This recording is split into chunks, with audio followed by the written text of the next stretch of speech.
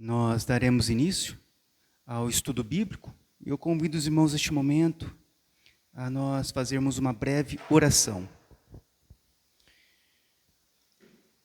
Senhor Deus, nós viemos aqui para buscar a Ti, buscar conhecer mais a Tua Palavra, entender a Tua Palavra. Por isso, ó Deus, nós pedimos a Ti que o Senhor nos auxilie e nos ajude em todas as coisas.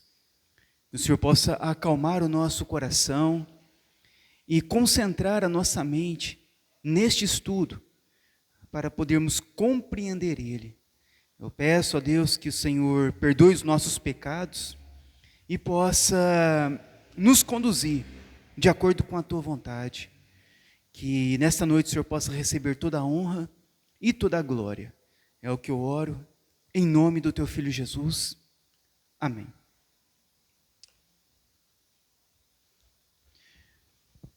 Irmãos, continuaremos o capítulo 19 da nossa confissão de fé, com o assunto, a lei de Deus, e eu tratarei a parte 2 hoje. Então, recordando um pouco do que nós vimos a semana passada, de acordo com a tradição judaica, existem 613 leis dadas por Deus a Moisés.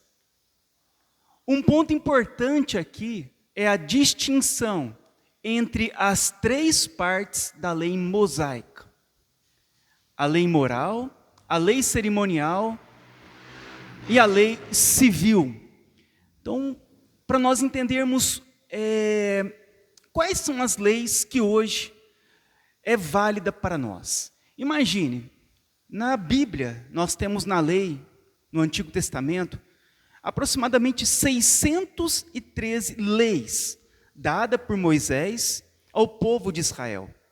E o que acontece é que se tornou uma bagunça hoje a respeito disso, no nosso tempo, nas igrejas evangélicas. Porque cada um acaba pegando a parte das leis daquilo que interessa para a sua denominação religiosa.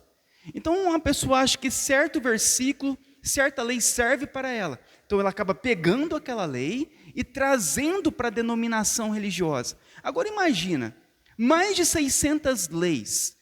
Se nós não tivermos um entendimento correto daquilo que hoje é válido para nós, o pensamento bíblico da igreja se tornará perdido. A pessoa não saberá para onde andar, no que acreditar. E hoje eu vou procurar esclarecer bem a respeito disto, né? Dessas 613 leis, o que é válido para nós hoje? Para nós entendermos, precisamos então fazer a distinção da lei de Moisés, que ela é dividida em 3 partes. A primeira parte é a lei moral, que é resumido nos 10 mandamentos.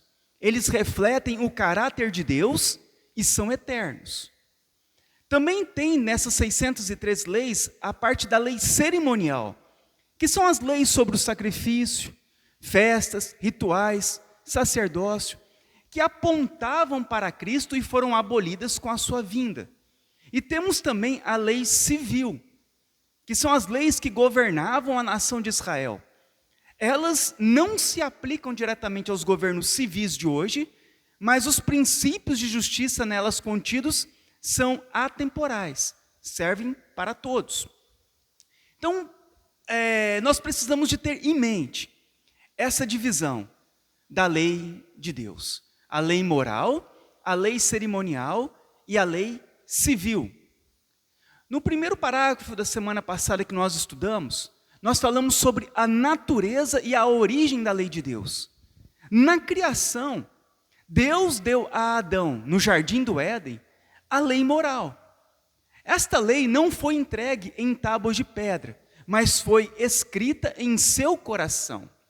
Isso significa que Adão tinha um conhecimento inato do que era certo ou errado. Quando Deus ele cria Adão, ele faz Adão, ele já faz Adão com o conhecimento do certo e do errado. mostrando que a lei moral de Deus já estava escrita em seu coração.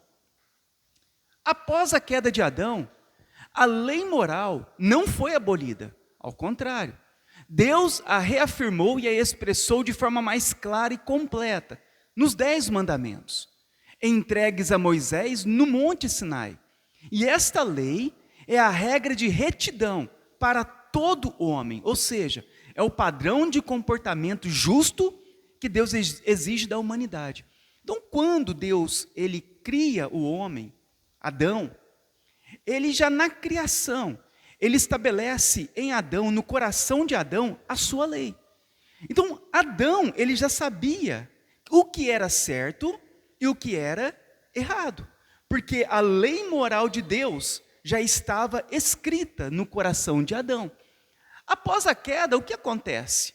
A mesma lei que estava escrita no coração de Adão, agora ela foi reafirmada e expressa nos 10 mandamentos. E agora ela foi entregue nas tábuas a Moisés no Monte Sinai. E essa lei, a lei moral, ela serve para todos os homens e é o padrão para toda a humanidade. Então a lei de Deus a Adão e a toda a humanidade. Em Romanos 2, 14 e 15 diz assim: de fato, quando os gentios, que é aqueles que não conhecem a Deus, que não têm a lei de Deus, que não têm a lei, praticam naturalmente o que ela ordena, tornam-se lei para si mesmos, embora não possuam a lei. Mostram que as exigências da lei estão gravadas no coração deles. Disso, dão testemunho também a sua consciência e os pensamentos deles, ora acusando-os, ora defendendo-os. Então Paulo ele explica que os gentios que não tinham a lei de Moisés, eles mostram que a lei de Deus está escrita em seus corações. Isso sugere que a lei moral faz parte da natureza do homem, uma herança da criação, e não algo restrito a um povo ou um período. Logo, essa lei é universal e aplicável a todos os seres humanos. Então Paulo, ele vai argumentar que os gentios, os outros povos, imagina quantos povos não existem neste mundo. E se nós formos nos povos mais remotos deste mundo, em aldeias indígenas e assim por diante, aqueles homens, aquelas pessoas e muitas nações não têm a Bíblia, não conhecem as Escrituras, não conhecem a lei de Deus. Mas observe que eles, sem conhecer a lei de Deus, eles já vivem em retidão. Eles sabem que roubar é errado, eles sabem que mentir é errado, eles sabem que cobiçar é errado, eles sabem que desobedecer os pais é errado. E de onde vem esse entendimento, essa consciência de que é errado? Por conta que todos os homens têm a lei escrita em seus corações. Observe até na nossa sociedade. Quantas pessoas que nunca foram na igreja e que nunca leram a Bíblia, e que se você perguntar para ela, me fala os 10 mandamentos, ela não vai saber responder nenhum. Mas se você observar o comportamento dela, por natureza, ela pratica os 10 mandamentos, entre aspas, não em perfeição, mas busca viver uma vida sem roubar, sabendo que roubar é errado, sem mentir, sabendo que mentir é errado. Mesmo quando eles pecam, eles sabem que é errado. Cobiçar é errado, infidelidade é errado, mentir é errado. Por que isso acontece? Porque a lei de Deus, ela está escrita no coração de todos os homens. E é exatamente isso que Paulo fala. Eles não têm a lei, mas praticam de forma natural o que a lei ordena. Olha a nossa sociedade. Quantos cristãos verdadeiros existem em nossa sociedade? Pouquíssimos. Mas a nossa sociedade, sem ter a lei, sem conhecer a lei, eles praticam naturalmente o que ela ordena. Por quê? Porque a lei está gravada em seus corações. A consciência e o pensamento deles acusam e defendem-os. Então, isso é a lei de Deus, que foi colocada em Adão e em toda a humanidade, em seus corações. Já no parágrafo 2, nós aprendemos que a mesma lei, que uma vez foi inscrita no coração humano, na criação, continuou a ser uma regra perfeita de justiça após a queda. Essa lei foi dada por Deus sobre o Monte Sinai e inscrita agora em 2 tábuas de pedra, na forma de 10 mandamentos. Os 4 primeiros mandamentos contêm os nossos deveres para com Deus e os outros 6 mandamentos, os nossos deveres para com os homens. Os 10 mandamentos. Primeiro mandamento: não terás outros deuses diante de mim. Nós devemos adorar somente a Deus. Não farás para ti imagens de escultura. Devemos evitar a idolatria. Não tomarás o nome do Senhor teu Deus em vão. Usar o nome de Deus sem reverência. Lembra-te do dia do sábado, para o santificar. Guardar um dia para o descanso e adoração. Os 4 primeiros mandamentos diz respeito a nós com relação ao nosso dever para com Deus. Agora, os outros 6 mandamentos diz assim: honra teu pai e tua mãe, que é respeitar e cuidar dos pais. Não matarás, que é não tirar a vida de outras pessoas de forma premeditada, assassinato. Não adulterarás, não ser infiel no casamento. Não furtarás, não roubar. Não dirás falso testemunho contra o teu próximo. Não mentir ou difamar o próximo. Não cobiçarás. Não desejar o que pertence a outra pessoa. Os outros 6 mandamentos diz respeito ao nosso dever para com os homens. Na criação, Deus colocou esses mandamentos no coração do homem. Após a queda, passa-se o tempo e Deus agora vai escrever em tábuas de pedra e deixar agora de forma clara e perpétua para todos os homens agora saberem as leis morais. Hoje, então, nós vimos a respeito da lei moral na semana passada, e hoje eu tratarei em especial sobre a lei cerimonial. Se a lei moral é uma lei que foi colocada em nossos corações e depois colocada em tábuas de pedra para todos os homens saberem, a lei cerimonial, ela diferente. O parágrafo 3 vai afirmar que a lei cerimonial de Israel, com todas as suas regras sobre sacrifícios e rituais, foi abolida pela vinda de Cristo. Essa lei tinha um propósito temporário: prefigurar, apontar para Jesus Cristo e a obra de salvação que ele faria. Agora que Cristo, a verdadeira substância, veio, as sombras e os símbolos da lei cerimonial não são mais necessários. Então, a lei moral, os 10 mandamentos, foram dados de forma perpétua ao homem, desde a criação.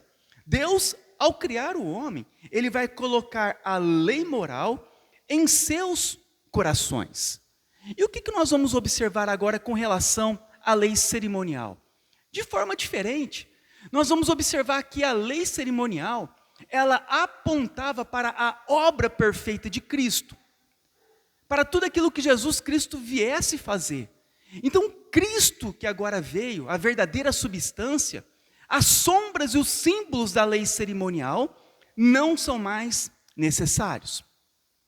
Então, o parágrafo 3 da nossa confissão de fé vai dizer assim: além desta lei, comumente chamada de lei moral, que é a lei que Deus colocou no coração do homem, e depois nas tábuas, nos 10 mandamentos, Deus houve por bem dar leis cerimoniais ao povo de Israel, contendo diversas ordenanças simbólicas, em parte de adoração, prefigurando Cristo e as suas graças, suas ações, seus sofrimentos e os benefícios que ele conferiu, e em parte estabelecendo várias instruções de deveres morais. Então, além da lei moral, Deus também, ele vai dar leis cerimoniais ao povo de Israel. Olha o que diz em Hebreus 10:1. Ora, visto que a lei tem sombra dos bens vindouros, não a imagem real das coisas, nunca jamais pode tornar perfeito os ofertantes, com os mesmos sacrifícios que ano após ano, perpetuamente eles oferecem. Em 1 Coríntios 5:7, livrem-se do fermento velho, para que vocês sejam massa nova e sem fermento, como realmente são. Pois Cristo, o nosso Cordeiro Pascual, foi sacrificado. Então, Deus ele vai estabelecer leis cerimoniais. E essas leis, elas eram simbólicas, eram sombras daquilo que viria a ser concretizado na pessoa e na obra de Cristo. E por que elas eram simbólicas e não perpétuas?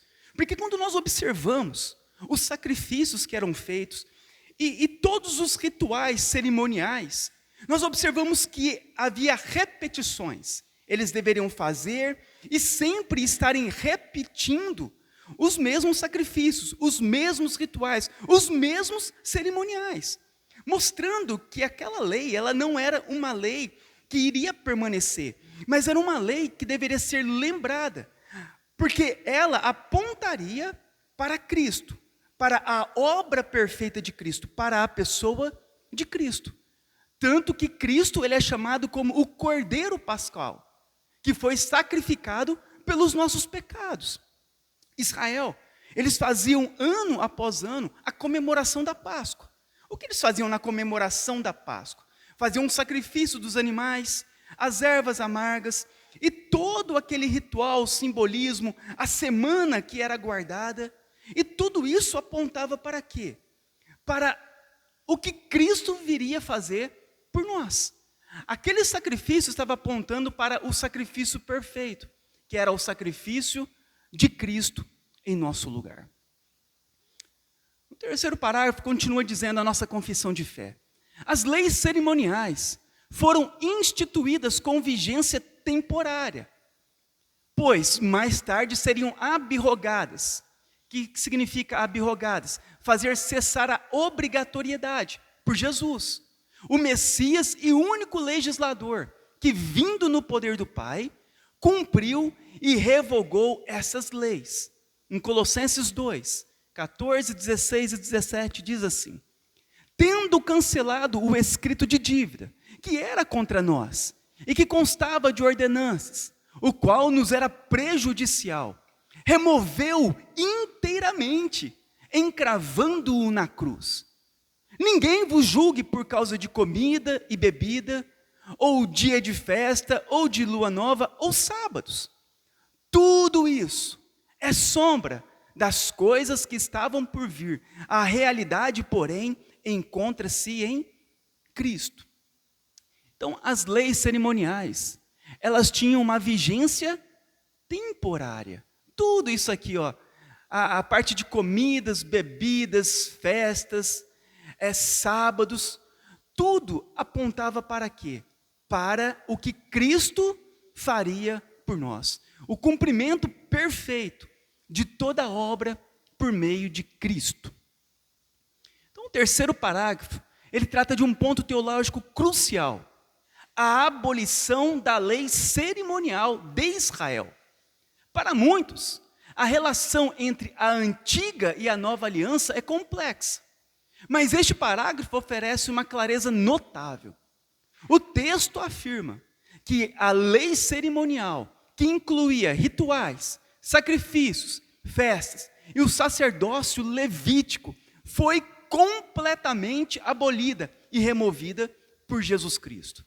Onde começa a confusão de muitas igrejas evangélicas? Quando misturam todas as leis, a lei moral, lei cerimonial e lei civil, e acaba misturando e escolhendo aquilo que mais convém para a denominação religiosa a qual ele faz parte. Mas quando nós entendemos que tudo aquilo que apontava para Cristo com relação à lei cerimonial foi cumprida com perfeição em Cristo, Cristo, ele cumpre de forma perfeita toda a lei cerimonial em nosso lugar. É por isso que ela foi completamente abolida e removida por Cristo.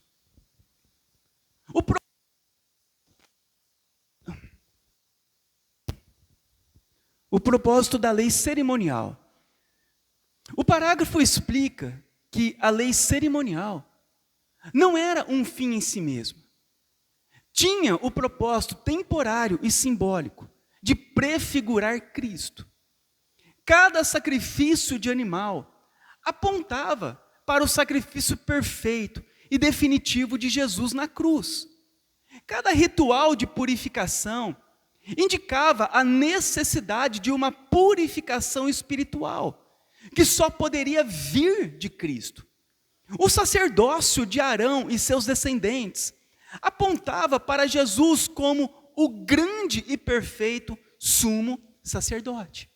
Então, toda a lei cerimonial apontava para a pessoa e obra de Cristo. E por que a lei cerimonial foi abolida? A lei cerimonial era a sombra do que estava por vir, e a substância é Cristo. Quando a realidade chega, a sombra se torna desnecessária. Cristo é o sacrifício final. Com a sua morte e ressurreição, Jesus se tornou o único e suficiente sacrifício pelos pecados do mundo. Portanto, não há mais necessidade de sacrifícios de animais. Cristo é o verdadeiro templo. Jesus afirma ser o templo em João 2,19. Por isso, a adoração não é mais restrita a um edifício físico em Jerusalém. Hoje nós adoramos a Deus em qualquer lugar, porque o que Ele pede para nós é uma adoração que seja feita em espírito e em verdade, e não mais no templo em Jerusalém. E por que a lei cerimonial foi abolida? Porque Cristo é o sacerdote perfeito. Jesus é o único mediador entre Deus e os homens. Com Ele, o sacerdócio levítico e suas funções não são mais necessários para mediar a nossa relação com Deus. Porque no Antigo Testamento, o sacerdote, ele mediava, por meio dos sacrifícios, o povo e Deus. Uma vez que Jesus Cristo é o sumo sacerdote perfeito, agora nós não precisamos mais de ninguém mediando a nossa vida com Deus. Cristo se tornou o único mediador entre Deus e homens. Então hoje nós não precisamos de homens mediando a nossa vida com Deus. Nós não precisamos mais de nenhum tipo de sacerdócio levítico. Não precisamos mais de nenhum tipo de sacrifícios de animais. Não precisamos de mais nada, porque Cristo, Ele é o sumo sacerdote perfeito. E por meio dele, nós podemos nos relacionar diretamente com Deus. Eu queria tratar sobre alguns pontos importantes para nós, do porquê que algumas leis cerimoniais, elas foram abolidas na forma de ordenança. Eu queria começar com o dízimo. Sob a lei mosaica, o dízimo se tornou uma obrigação cerimonial e civil. Então, era uma lei tanto cerimonial como uma lei civil, pois sustentava os levitas sacerdotes e também fazia parte de contribuição, de tributo, uma vez que a nação de Israel era teocrática. Então, a obrigação cerimonial e civil para sustentar os levitas, sacerdotes, o templo, para cuidar de pobres e estrangeiros, que é o que está escrito lá em Números e Deuteronômio. Essa obrigação cerimonial e civil, ela se tornou não mais uma obrigação. No Novo Testamento, a prática do dízimo como uma lei cerimonial não é ordenada. Nós não vamos ver em nenhum momento, nenhum dos apóstolos, ordenando o dízimo. A ênfase no Novo Testamento é sobre generosidade e a doação voluntária, conforme o coração de cada um, como diz em 2 Coríntios 9:7. sem a imposição de um percentual fixo. Hoje, para nós, o dízimo é visto como um modelo de contribuição. Então, quando nós olhamos para as contribuições no Antigo Testamento, o dízimo serve para nós como um modelo de contribuição, um princípio de generosidade, e não como uma lei cerimonial, como era anteriormente. Por que nós não exigimos o dízimo como uma obrigação? Porque o dízimo fazia parte da lei civil e da lei cerimonial. Uma vez que Cristo cumpre com perfeição, essa obrigação, ela já não é mais imposta no Novo Testamento pela igreja. Porque Cristo é o sumo sacerdote, Cristo é o verdadeiro templo. E agora as contribuições, elas são feitas de coração, não mais com um percentual fixo, mas agora são dadas de coração, com amor, de forma generosa na igreja. Então, uma das coisas que eu queria apresentar aos irmãos é a respeito do dízimo. É por isso que nós não obrigamos ninguém aqui a dar o dízimo. Nós ensinamos a generosidade e a doação voluntária. Óleo ungido e o sal. Por que nós não temos óleo ungido e o sal na igreja? Porque o uso do óleo de unção no Antigo Testamento era estritamente cerimonial. Era usado para consagrar sacerdotes e reis, objetos e utensílios do templo, que seriam usados para o serviço de Deus. Tanto que a receita do óleo de unção não podia nem ser replicada. Então, era usado nas leis cerimoniais, para consagrar sacerdotes, reis, objetos e utensílios. Uma vez que nós já não temos mais o cumprimento para fazer hoje da lei cerimonial, não há mais os sacerdotes, o rei, e nem objetos de templo, uma vez que Cristo, Ele é o verdadeiro templo, o sacerdote e o rei dos reis. Caiu em desuso o óleo ungido. E o sal? O sal no Antigo Testamento também tinha uso cerimonial. Era exigido que o sal fosse adicionado a todas as ofertas de manjares apresentadas a Deus, como diz em Levíticos 2:13. Este uso cerimonial simbolizava a durabilidade e a incorruptibilidade da aliança de Deus, pois o sal é um conservante. Então fazia também o sal. Ele era usado na lei cerimonial. A apresentação de crianças no templo, como o que aconteceu com Jesus em Lucas 2, 22 a 24. Era parte da lei cerimonial do Antigo Testamento. Essa prática ela estava ligada a duas leis. Primeiro, a lei de purificação da mãe. A lei descrita em Levíticos 12 exigia que a mãe permanecesse impura por um período de 40 dias após o nascimento de um filho, ou 80 dias caso fosse uma filha. Ao fim desse período, ela deveria apresentar uma oferta para a sua purificação. A oferta de Maria foi um par de rolinhas ou 2 pombinhos, pois ela era pobre. Também apontava para a redenção do primogênito. A lei da primogenitura, em Êxodo 13, determinava que todo primogênito, homem, pertencia a Deus, em memória de como ele poupou os primogênitos de Israel na última praga do Egito, para que a criança fosse redimida, resgatada, e pudesse voltar à família. Os pais deveriam pagar um preço simbólico ao sacerdote. Portanto, a apresentação de Jesus no templo não foi um ato de consagração pública, como fazem hoje, mas o cumprimento dessas duas leis cerimoniais do Antigo Testamento, que apontavam para a importância do primogênito e a necessidade de pureza. Realidades que foram plenamente cumpridas em Jesus Cristo, o primogênito de toda a criação e a única oferta de purificação que realmente era necessário para nós. Da mesma forma, por que nós não apresentamos crianças na igreja aos moldes da lei do Antigo Testamento? Porque aquela lei era uma lei cerimonial. Jesus não foi apenas apresentado, Mas a apresentação de Jesus, ou de qualquer outra criança que estava ainda debaixo da lei de Moisés, havia muitos rituais por trás disso. Haviam sacrifícios de animais. Maria e José não foram apenas lá e colocaram, não. Haviam rituais. Houve sacrifícios de animais. Houve momentos de purificação. A mulher se tornava impura, 40 ou 80 dias, dependendo se era criança era masculina ou feminina. Tinha também a parte da lei da redenção da primogenitura. Para que a criança, o primogênito, o primeiro filho fosse resgatado, deveria ser feitas ofertas.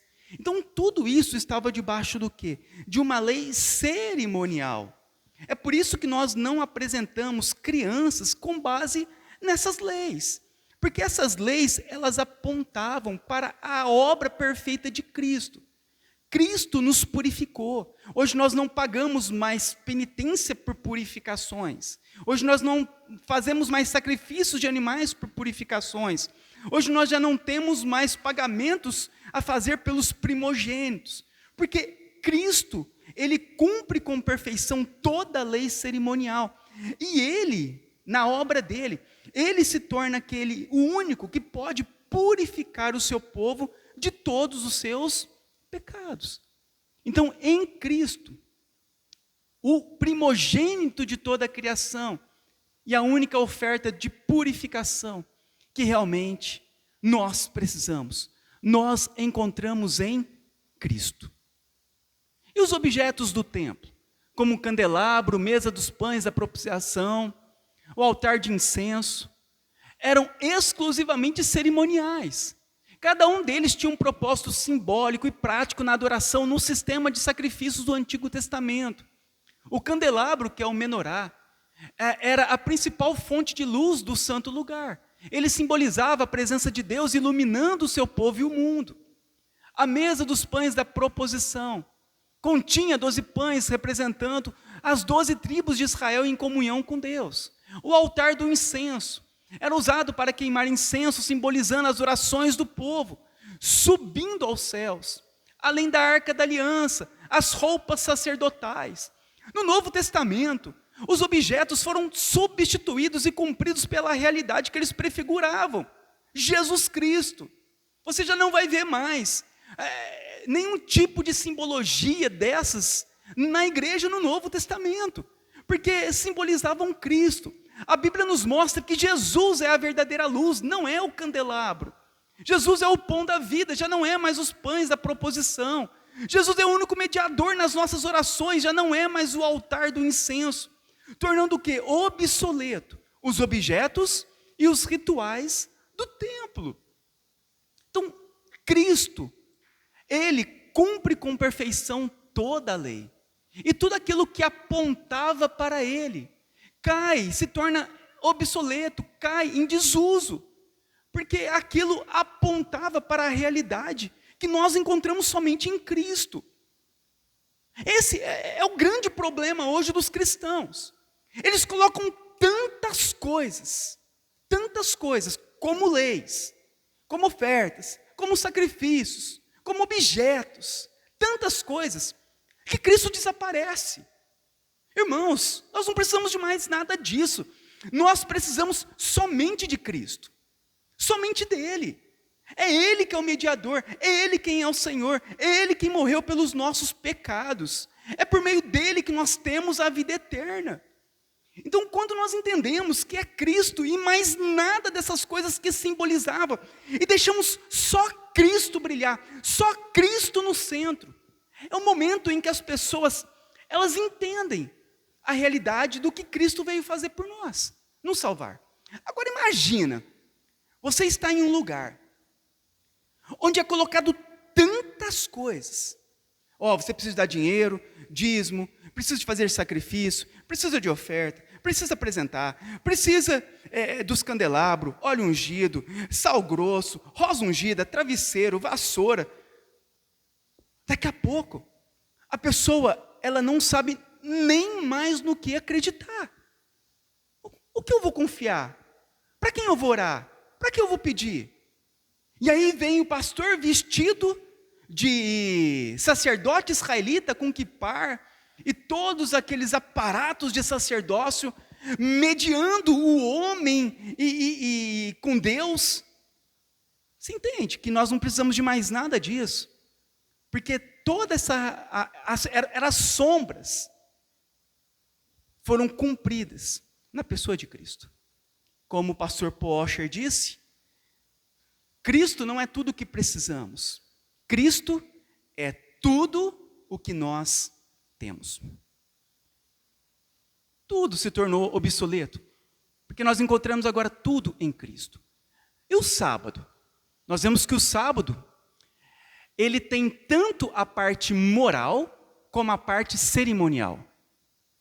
O sábado, na sua forma cerimonial do Antigo Testamento, era como uma sombra de descanso que estava por vir. Na prática, isso significava que os principais sábados cerimoniais incluíam, no Antigo Testamento, como lei cerimonial, Páscoa, festa dos pães asmos, festa de Pentecostes, festa das trombetas, dia da expiação e festa dos tabernáculos, entre outras festas. Então o sábado era um dia com regras bem definidas e rígidas. Ninguém podia acender fogo, cozinhar, comprar e vender, carregar fardos ou trabalhar. Era um descanso físico e ritualístico que servia como um lembrete de que o povo de Deus precisava de um descanso final e completo. A realidade, Jesus, ao vir, se tornou o verdadeiro e eterno descanso de Deus. Ele disse: vinde a mim todos os que estáis cansados e sobrecarregados e oprimidos, e eu vos darei descanso. Mateus 11, 28. Hoje nós encontramos o descanso de uma forma perfeita, não mais em festas cerimoniais do sábado, mas em Cristo. Então as festas do Antigo Testamento, que eram chamadas de festas cerimoniais sabáticas, elas apontavam para quê? Para o descanso que nós encontraríamos não mais nessas festas, mas na pessoa de Cristo. O ponto é que você não precisa da sombra quando a realidade chegou. Guardar o sábado como uma lei cerimonial significaria continuar a seguir as regras da sombra, mesmo depois que a realidade de Cristo se manifestou. Para os reformadores, o sábado cerimonial foi cumprido em Cristo, enquanto o princípio moral de separar um dia para a adoração e descanso em Deus continua. Por que houve a mudança do sábado para o domingo? Se eu não me engano, acho que é no capítulo 21 da Confissão de Fé, eu vou estar abordando de forma mais completa a respeito do dia do Senhor. Mas eu queria citar, só para nós tirarmos algumas dúvidas, o porquê que houve essa mudança do sábado para o domingo. Primeiro, por causa da ressurreição de Cristo. A razão mais fundamental é que Jesus Cristo ressuscitou dos mortos no primeiro dia da semana, o domingo. Este evento marcou o início da nova criação, superando a velha criação que o sábado judaico, o sétimo dia, celebrava. Eles celebravam, os judeus, a velha criação. Agora que Cristo ressuscitou, nós agora celebramos o início da nova criação, da nova vida que nós recebemos em Cristo. Então a ressurreição no domingo tornou o dia do Senhor um dia de celebração da vitória de Cristo sobre o pecado e a morte. E segundo, porque foi a prática dos apóstolos, da igreja primitiva. No Novo Testamento registra que a igreja primitiva se reunia no primeiro dia da semana para o culto, para a ceia do Senhor e para a coleta de ofertas. Lá em Atos 20 e 1 Coríntios 16.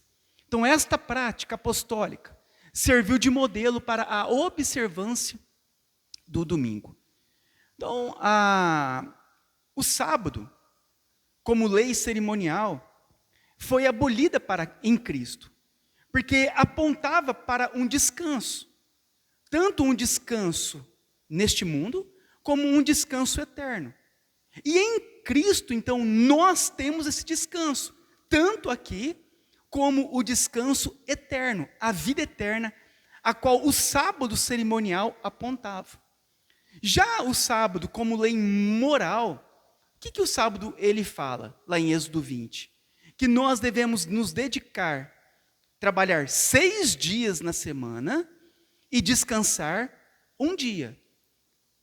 Todos nós, como princípio da lei moral, nós trabalhamos 6 e devemos, como lei moral, descansar um dia. E nesse dia, nós devemos nos dedicar à adoração a Deus. Então, o princípio moral do sábado permanece, a qual nós entendemos que agora é o domingo.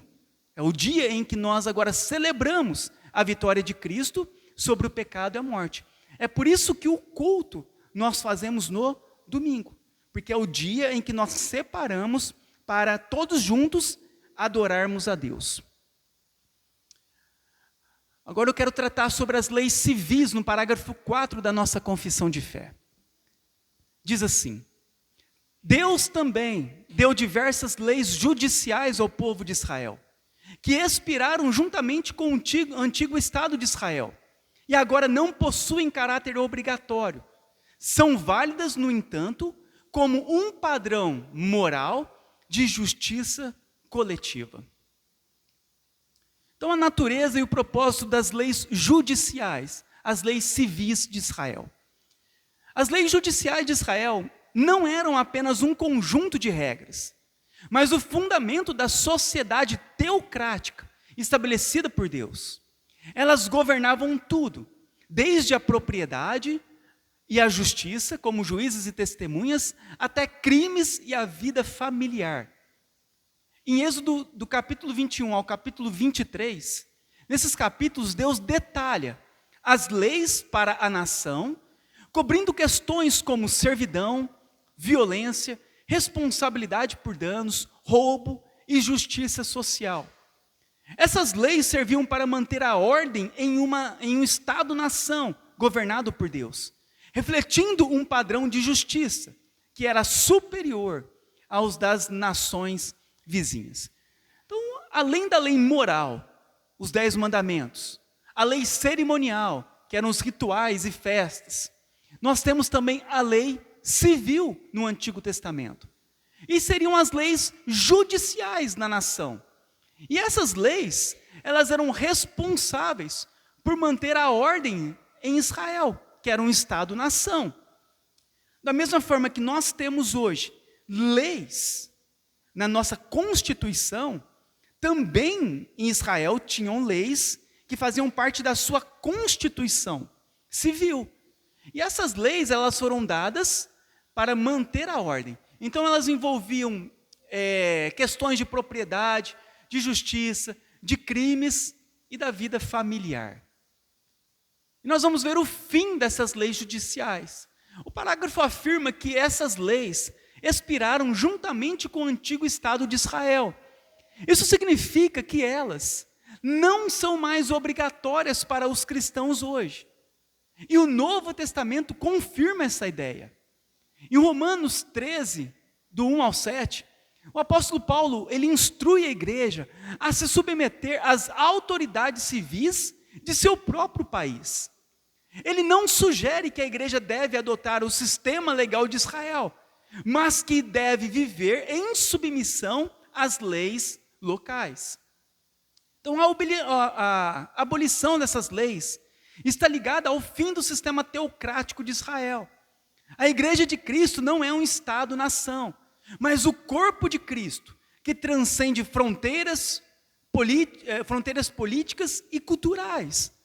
Então, no Antigo Testamento, também nós vemos diversas leis civis, leis judiciais, a qual não se aplica mais para nós hoje.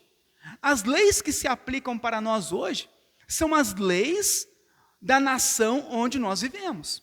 Então, para nós, as leis que se aplicam são as leis da nossa Constituição.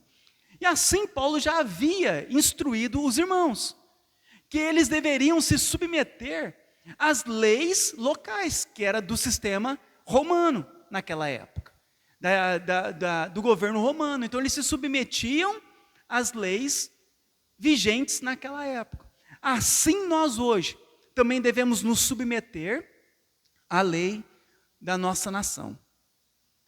E qual a relevância para nós das leis civis do Antigo Testamento? É um padrão moral de justiça coletiva, a nossa confissão diz. Então, embora as leis judiciais de Israel não sejam mais obrigatórias para os cristãos, o princípio de justiça da lei ainda é válido, mesmo que a aplicação não seja. O princípio de justiça. A lei de Israel exigia que um juiz julgasse com imparcialidade. Deuteronômio 1,17. Esse princípio de equidade e justiça não expirou e é um valor fundamental para os cristãos. Então, a lei civil do Antigo Testamento serve hoje para nós como um modelo, como um exemplo. Porque no Antigo Testamento, a lei civil falava para que o juiz deveria julgar com imparcialidade. E esse princípio é um princípio que foi adotado pelas nossas nações, que o juiz ele tem que ser imparcial em seu julgamento. Então o princípio, ele permanece. O princípio da restituição. A lei exigia restituição em casos de roubo, em Êxodo 22. Embora não sejamos obrigados a pagar o dobro, como a lei judaica prescrevia, o princípio moral de que devemos reparar o dano causado pelo nosso erro continua. Hoje nós não pagamos dobrado por aquilo que fizemos ao outro, mas o princípio moral permanece.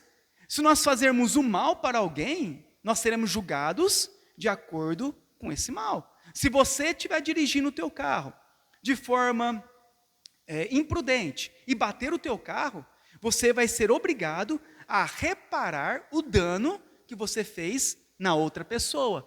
Mostrando o quê? Que o princípio da lei civil do Antigo Testamento hoje, ele é usado. E o padrão coletivo.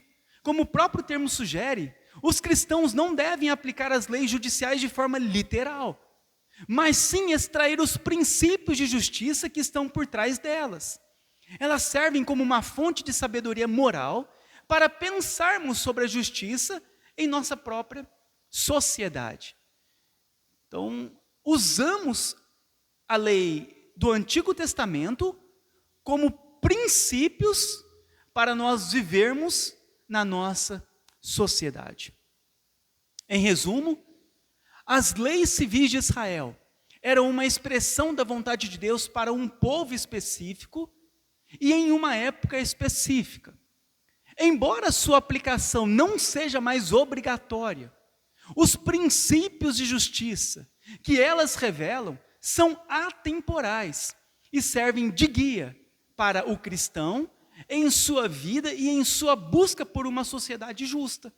Então nós não usamos mais os princípios, mais a lei civil de Israel, mas usamos os princípios. Nós até estudamos esses dias sobre o filho que era rebelde. A lei civil mandava punir com morte os filhos desobedientes. Nós não cumprimos mais essa lei civil de Israel, porque nós não estamos mais no Antigo Testamento. Mas o princípio, ele permanece. Qual o princípio?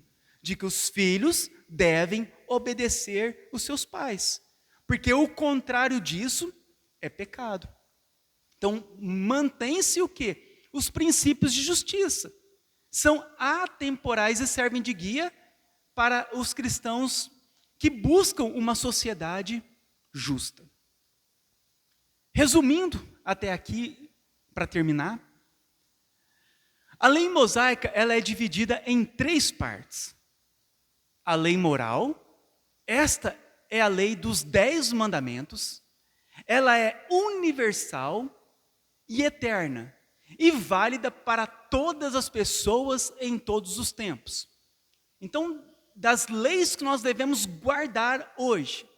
Nós devemos guardar a lei moral. Ela permanece. Essa foi a lei colocada no coração de Adão na criação e depois inscrita em tábuas de pedra por Moisés no Monte Sinai. Essa é a lei, que ela permanece para sempre. Nós também temos a lei cerimonial, que inclui cerimônias, festas, sacrifícios e rituais do Antigo Testamento.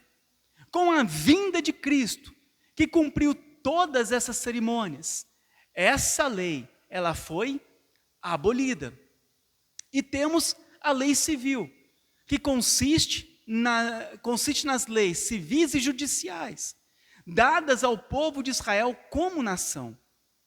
Essas leis expiraram com o fim da nação judaica, embora os princípios de justiça possam ser aplicados, as leis em si não são obrigatórias para as outras nações.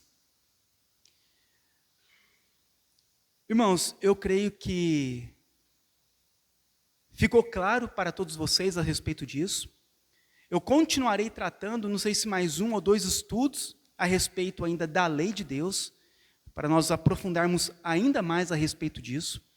Mas só de nós entendermos a respeito destas coisas, fica muito claro para nós, onde nós devemos colocar os nossos olhos, o nosso coração e por qual caminho andar. A bagunça de leis religiosas que são jogadas ao léu para todo lado, agora nós conseguimos ter o discernimento. Olha, isso aqui simbolizava e apontava para Cristo. Cristo cumpriu. Não, isso aqui é a lei moral. É os 10 mandamentos. Isso permanece para sempre.